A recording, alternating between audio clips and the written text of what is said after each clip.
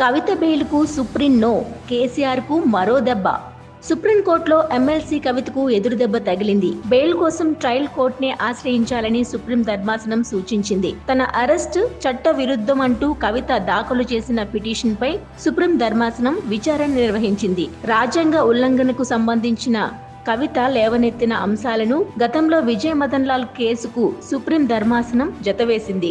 రాజ్యాంగ ఉల్లంఘనకు సంబంధించిన అంశాలను మాత్రమే విచారణ జరుపుతామని ధర్మాసనం స్పష్టం చేసింది. ప్రతివాదులకు నోటీసులు జారీ చేసింది. బెయిల్ తాము ఇవ్వలేమని, ఎవరినైనా కింది కోర్టుకు మొదటి ఆశ్రయించాల్సిందేనని సుప్రీం ధర్మాసనం స్పష్టం చేసింది. ప్రతివాదులకు నోటీసులు జారీ చేసింది.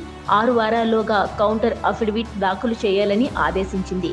బెయిల్ కోసం ట్రయల్ కోర్టుకు వెళ్లాలని పిటిషన్కు సూచించింది. బెయిల్ తాము ఇవ్వలేమని, ఎవరైనా కింద కోర్టుకు మొదట ఆశ్రయించాల్సిందేనని సుప్రీం ధర్మాసనం స్పష్టం చేసింది. కవిత కేసు జస్టిస్ సంజీవ్ ఖన్నా నేతృత్వంలోని ధర్మాసనం ముందు విచారణ జరిపింది. కవిత తరపున కపిల్ సిబుల్ వాదనలు వినిపించారు. కాగా ఈడీ అరెస్టును సవాల్ చేస్తూ కవిత పిటిషన్ దాఖలు చేశారు. క్రిమినల్ ప్రొసీడింగ్స్ క్యాష్ చేయాలని కోరుతూ పిటిషన్ దాఖలైంది. ఇప్పటికే ఢిల్లీ లిక్కర్ స్కామ్ కేసులో ఈడీ అరెస్టును సవాల్ చేస్తూ ఎమ్మెల్సీ కవిత సుప్రీంకోర్టులో దాఖలు చేసిన పిటిషన్ పై ఇవాళ విచారణ జరిగింది. ఇదే కేసులో ఢిల్లీ సీఎం అరవింద్ కేజ్రీవాల్ సైతం ఈడీ అరెస్ట్ చేసింది.